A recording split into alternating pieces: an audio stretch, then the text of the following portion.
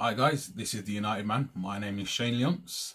Just wanted to go over some of the frailties that we have at the moment with Man United and wanted to basically identify the exact positions that we're in need of this transfer window and also list the players that I believe we should be bringing in.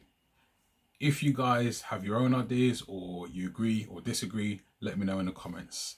Okay, let's get started then. So I've got it down as two defenders, two central midfielders, one winger and one striker.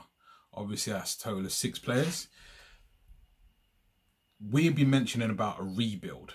Now there's people saying, no, you can't do it all in one transfer window. It's going to be a few seasons. This is Man United. So as far as I'm concerned, we get as much done as quickly as we can, because the longer it goes on, the further and further City and Liverpool get away, and who knows, Chelsea next season, Tottenham, you don't know. So for me, you've got to act as quickly as possible. Hence why I say, a rebuild for me is 5, 6, 7 players out, and 5, 6 players, maybe 7 players in.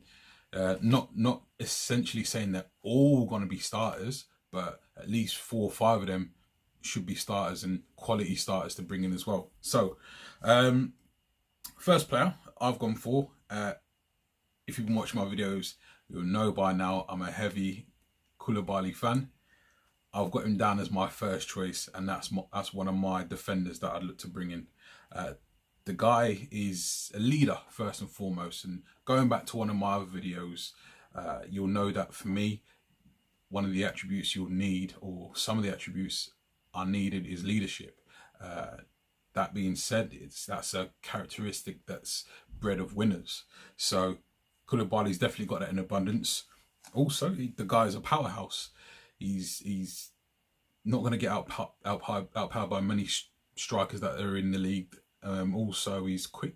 He's a good passer for a centre back, so we can play at the back through him as well. I've also put down that he's the timing of the challenge, he's assured in his tackling. So that's what you want. You want your defenders to be able to tackle, obviously be able to get their heads on the ball as well. So that's definitely a bonus. Got down Wan-Bissaka as well. You'll know from previous videos that I'm a big fan as well.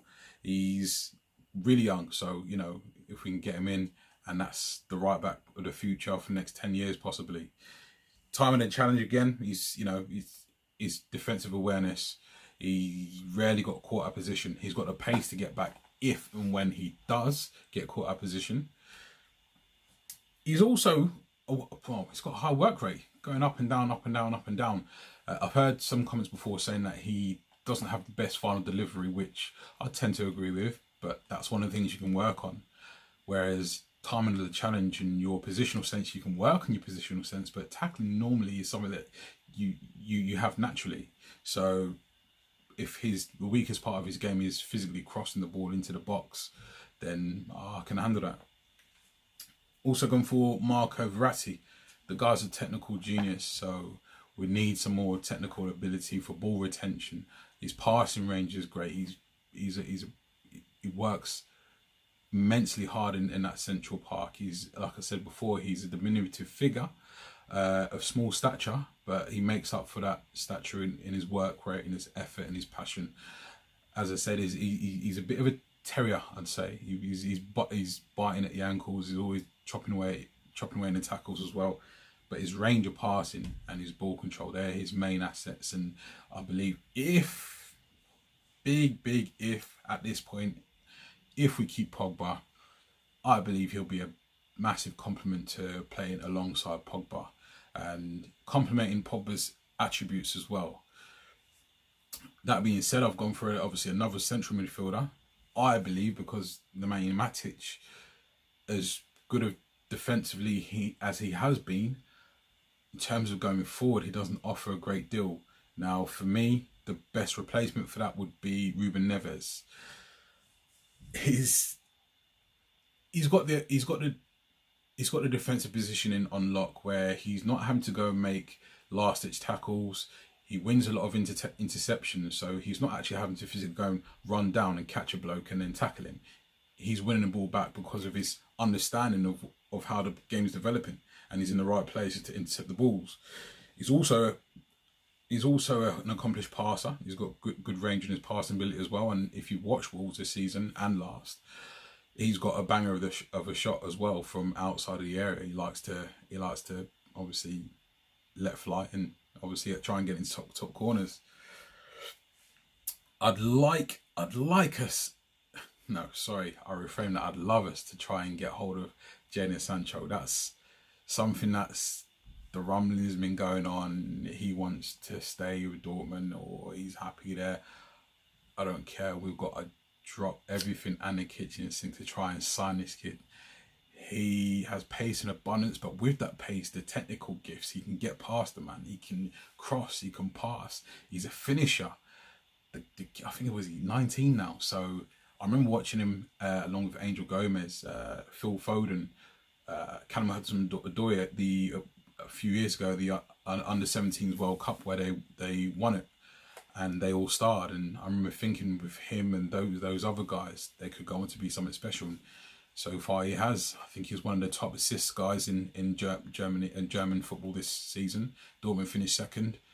If we could get him in, paid 100 million, paid 120 million, let's get some wing play back at Man United, guys. Come on.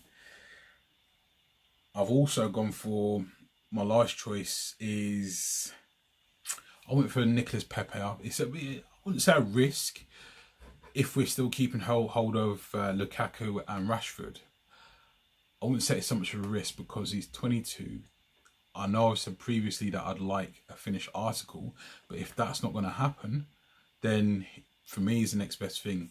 He's definitely physically gifted. He's got the strength, the pace, got some skill as well, and he seems like one of those guys that's a clinical finisher. And as I've mentioned before in some of my previous videos, he's left-footed, and left-footers always make stuff look a lot prettier. So yeah, but he's got that clinical finish on him, guys. So I wouldn't mind taking that risk and seeing if Nicolas Pepe can do it at Man United. So that would be my preferential choice of transfers. Should we've got the money. Edward has come out and said, I'm going to back Ollie, so that's fine. So let's go and get these targets. I don't want it to drag on for ages and ages and ages. Let's get this stuff done. Let's get it done over the line. Let's get it done quickly. Get our business done. So we can go away pre-season, get the whole squad together, and then we're off ski, ready for next season. But don't want it to drag on. We need to get our business done early. Don't know why we ain't had stuff sorted ready for when your transfer window does open. But yeah, like I say, hopefully we can get that done and yeah, get some players in and get them ready for the pre-season. Anyway, guys, that's my preferred obviously list of players to bring in. If you guys agree or disagree, leave the comments below, but do me a favor, support the channel, like, share and subscribe, and press the bell button as well so you get all notifications when I'm uploading as well. Take care, guys. See ya.